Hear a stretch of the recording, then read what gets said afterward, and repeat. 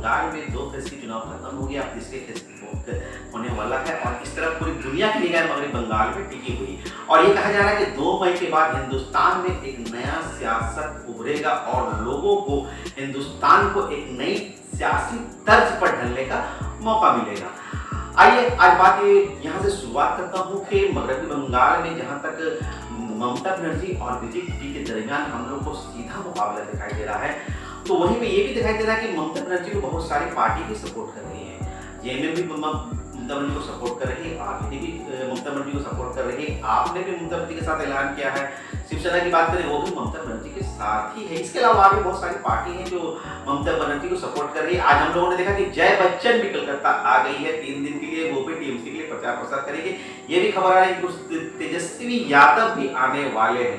तो ये कहा जा सकता है कि सियासी बिसात पर अलग अलग मोहरे चलने की ये रवायत अब शुरू हो गई है। लेकिन इस बार हम लोगों ने ये देखा कि मगरबी बंगाल का जो इलेक्शन है, इनमें सबसे अहम ये रोल था कि जो सियासी गलियारों में किसी की आबो हवा है और ये कौन सा रुख कहाँ लेके जाएगा, ये तय करते हुए हम लोग को दो लोगों को दिखाई दे रहा है। अगर बीजेपी की बात करें तो बीजेपी की तमाम रणनीति अमित शाह बनाते हुए दिखाई दे रही है, और अगर हम लोग टीएमसी की बात करें तो टीएमसी की जो जितनी रणनीति है वो पीके के बनाए हुए हम लोग को दिखाई देती है। तो इस तरह हम लोग कह सकते हैं कि बंगाल के लिए जो रणनीति बना रहे हैं, दोनों का ताल्लुक बंगाल से तो कम नहीं है। यह लगता है कि दोनों की निगाह सियासत पर अच्छी है, दोनों को बंगाल पे अच्छी पकड़ है। लेकिन ये कहा जा सकता है कि दोनों का ताल्लुक बंगाल से नहीं है, उसके बावजूद ये बंगाल के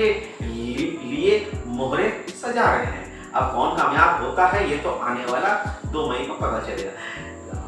आज हम लोगों ने देखा कि वार्ड नंबर 59 न्यामतपुर में आरजेडी के तरफ से तृणमूल कांग्रेस के उम्मीदवार उज्जवल चटर्जी के फेवर में हिमायत में एक इंतखाबी जलसा किया गया।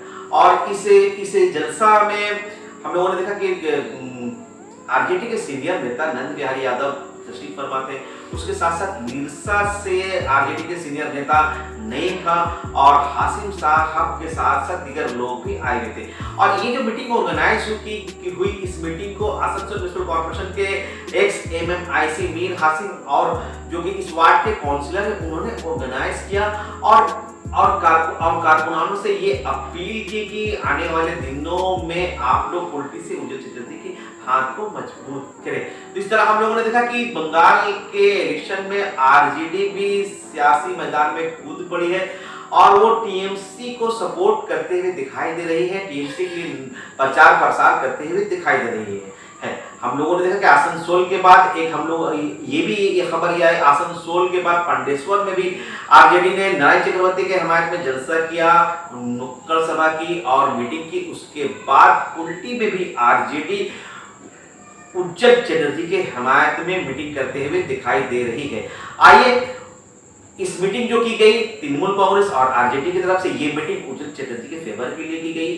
कारकुनानों से ये अपील की गई कि आप मुल्क को बचाने के लिए टीएमसी को वोट दें।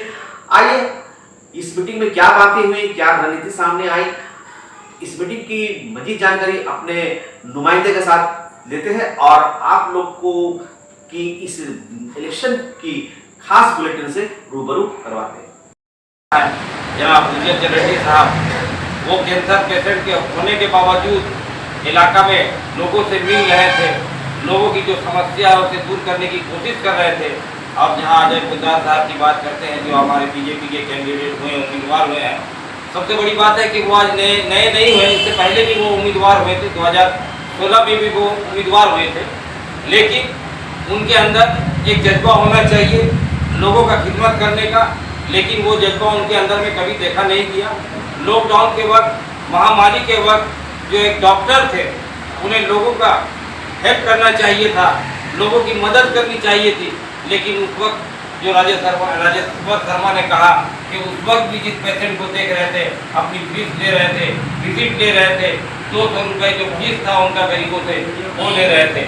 जो लोगों का काम नहीं कर सकते, जो लोगों का मदद नहीं कर सकते, वो विधायक बनने के बाद लोगों का क्या मदद करें?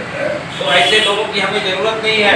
हमें ऐसे लोगों की ज़रूरत है जो हमेशा आवाम के साथ रहते हैं, लोगों के साथ रहते हैं, गरीबों के साथ रहते हैं। और वो एक ही नेता है जो हमारे कुंडी के हड्डी लजीज नेता जनाब उज्जवल चटर्जी साहब है, उसे ज़्यादा से ज़्यादा वोट देकर जिताएं और कामयाब बनाएं, ताकि ममता बनर्जी की हुकूमत मजबूत हो, ममता बनर्जी के हाथों को मजबूत करें। अब बंगाल रहता है लेकिन नुमाइंदा एक ही जीतता है। तो जिताना उसे होता है जो हर समय 5 साल 365 दिन 24 घंटा हमारे बीच आकर के हम लोगों के सुख दुख में साथी बन सके। और आप लोग जितने भी यहाँ पे पेट्रोल पंप के, जमाखोर के और जो भी हमारे तमाम साथी हैं, नौजवान साथी हैं, उन लोगों को पता होगा कि उज्जवल दा एक ऐसा चेहरा है, वो उनके पास अपना कोई अलग से कोई कार नहीं है, कोई वीआईपी स्टेटस लेके नहीं चलते हैं। अभी झारखंड से हमारे आए हुए हैं गेस्ट, आप उनसे वहाँ का हालात पूछ सकते हैं। अगर वहाँ का एक पंचायत प्रधान भी होता है तो अपना 2 बॉडीगार्ड लेके घूमता है, लेकिन हमारे हड्डी लजीज नेता उज्जवल दा ऐसे हैं, वो एक नॉर्मल सा किसी भी लड़के को गाड़ी में लिफ्ट लेकर के वो चिनापुरी আমি এখানে বেশি খুব বড় একটা যে ভাষণ দেবো তা না, কারণ এখানে সবাই আছেন, সবাই জানেন আমাদের মুখ্যমন্ত্রীর উন্নয়নের কথা, আমাদের যে বিধায়ক উজ্জ্বল চ্যাটার্জির উন্নয়নের কথা এখানে সবাই জানেন। তো এখানে সবাই নিজের লোকরাই আছেন। তো আমি খালি এইটুকুই বলতে চাই যে সকলে মিলে আমাদের এখন এক হতে হবে। আমাদের মনে একে অপরের সাথে যে মনোমালিন্য যদি কোথাও হয়, কোথাও যদি ছোটোখাটো বিবাদ হয়, সেগুলোকে সব মিটিয়ে ফেলতে হবে। সবাইকে এখন টার্গেট রাখতে হবে আমাদের যে বিধায়ক উজ্জ্বল চ্যাটার্জি 2006 থেকে কিন্তু তিনি বিধায়ক। গোটা পশ্চিমবঙ্গে সিপিএমের যখন মানে প্রচণ্ড যখন দাপট, সেই সময় কিন্তু আমাদের একমাত্র ফুলটিতে কিন্তু জোড়া ফুল ফুটেছিলেন, সেটা কিন্তু আমাদের বিধায়ক শ্রী উজ্জ্বল চ্যাটার্জি। সেই 2006 থেকে আজ এখনো পর্যন্ত কিন্তু কন্টিনিউয়াসলি আমাদের যে বিধায়ক কাজ করে যাচ্ছে। আজকে দেখুন 2006-এর আগে আমরা তাকে যেভাবে আমরা দেখেছি ঠিক সেই রকম কিন্তু তার এই যে 3 বারে যে তিনি এমএলএ, এখনো পর্যন্ত কিন্তু তার বিন্দুমাত্র পরিবর্তন নেই। তিনি একদম একই রকম আছেন, সাদা মাটা মানুষ, সিম্পল একটা মানুষ, যিনি লোকের বাইকের পিছনে চেপে ঘুরে বেড়ান। খুব কিছুদিন আগে তার একটা খুব বড় मैं लोगों से कहूँगा तो वो सामने आए। अभी जो मोनिता ने जो कहा, आप लोगों ने उनकी बातें की। कंपटीशन की तैयारी कर रहे हैं। आज से 1 महीना पहले मिनिस्ट्री ऑफ फाइनेंस ने एक नोटिफिकेशन किया, कोई मीडिया नहीं दिखाया, कोई टीवी चैनल नहीं दिखाया। मिनिस्ट्री ऑफ फाइनेंस का एक नोटिफिकेशन आया है कि 31 जुलाई 2020 तक bank, railway, government of India के जितने या पब्लिक सेक्टर में जिन बच्चों ने नौकरी के लिए आवेदन दिया और सारे आवेदन रद्द किए जाते। क्यों भाई? कि सरकार के पास पैसा नहीं है। सुन लीजिए, भारत सरकार के पास पैसा नहीं है, नौकरी हम नहीं दे पाएंगे। इतना ही नहीं, जो 500 रुपया या 200 रुपया जो एग्जामिनेशन फीस बच्चों ने दिया है, बेरोजगार लड़के, बहुत गरीबों के बच्चों के माँ बाप कर्जा लेकर के दिया, वो जो फीस दिए हैं बैंक ड्राफ्ट या जो पोस्टल ऑर्डर के माध्यम से क्या आप लोग देते हैं, तो बोलता है कि वो रुपया भी रिफंड नहीं होगा, वो जब्त कर लिया गया, राष्ट्र हित में जब्त किया लिया, इसलिए कि राष्ट्र की अर्थव्यवस्था ठीक नहीं। लेकिन कोई मीडिया ही नहीं बताया। आप गूगल में जाकर के मिनिस्ट्री ऑफ फाइनेंस का नोटिफिकेशन देख लें, 1 महीना पहले का भीतर का। बोलता हमारे पास पैसा नहीं है। सारे देश में महंगाई का तो खैर चर्चा नहीं करना हो, तो जो हो रहा सब आप भोग रहे हैं, हम भोग रहे हैं। भाई पैसा किस चीज का है, ये सवाल तो करना होगा इनसे ना। बोल पैसा है किस चीज के लिए इसके पास? कुंभ के मेले में 42,000 करोड़ रुपया का हेलीकॉप्टर से फूल बरसाने का 42,000 करोड़ रुपया का वो पैसा है। 3,300 करोड़ रुपया का पटेल जी की मूर्ति बैठाने के लिए गुजरात में पैसा है। लेकिन बेरोजगार लड़कों के लिए नौकरी देने का पैसा उनके पास नहीं है। आप कहाँ हैं, कहाँ देश जा रहा है? यह भारत खत्म हो जाएगा और इस चुनाव के बाद कोई भारत में दूसरा लोकतंत्र में चुनाव नहीं होगा। ये चैलेंज है हम लोगों के लिए। इसलिए भाई देश बचा लो, बंगाल बचा लो, नहीं तो आने वाला समय हमें माफ नहीं करेगा। आज पूरा भारत का संविधान खतरे में है, आज देश खतरे में है। और ये भी बात है कि बंगाल में अगर हम लोग ममता बनर्जी के नेतृत्व में सरकार काम करेंगे, ये हमारा दृढ़ संकल्प है। हम लोगों को यहाँ से संकल्प लेके जाना है कि ममता बनर्जी की सरकार बनाने के लिए और कुल्टी में विधानसभा में उज्जवल चटर्जी को जिताने के लिए इस दंगाबाज पार्टी से, इस देशद्रोही पार्टी से, इस देश को लूटने और बेचने वाली पार्टी से निपटने के लिए हमें अगर किसी भी हद तक जाना होगा तो हमारे नौजवान साथी जाएंगे और इसको भाजपा को यहाँ से हम नेस्तनाबूद और खत्म करेंगे। ये हमारा संकल्प होना चाहिए हम लोगों का।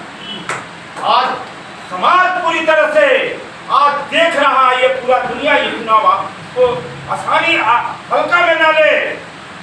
भारत का प्रधानमंत्री शहर शहर घूम रहा है, गृह मंत्री शहर शहर घूम रहा है, यूपी का मुख्यमंत्री योगी बंगाल के हर शहर घूम रहा है, मध्य प्रदेश का डॉक्टर नरोत्तम मिश्रा ने कौन कौन मंत्री, कितना मंत्री है, मंत्री का नाम भी पहले हम लोग नहीं समझते थे। कोई हड्डा है तो कोई चड्डा है तो कोई दुकानिया है, ऐसा हम लोगों ने आज तक आजादी के बाद कोई मंत्री का नाम नहीं सुना।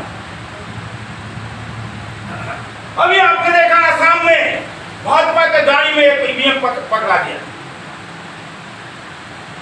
बहुत बातें हैं, आप इसके कहने लगेंगे, लेकिन कुल बात का सार है। मैं सुझाव देने आया हूं,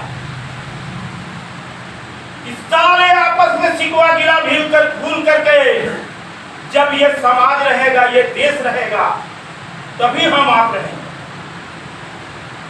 इसलिए मेरे भाइयों, मेरे युवा साथियों, आपके कंधे पर है ये सारा भार है। हम रहे ना रहे ये कोई मुझे इसकी चिंता नहीं है, लेकिन हमारा जो भारत देश है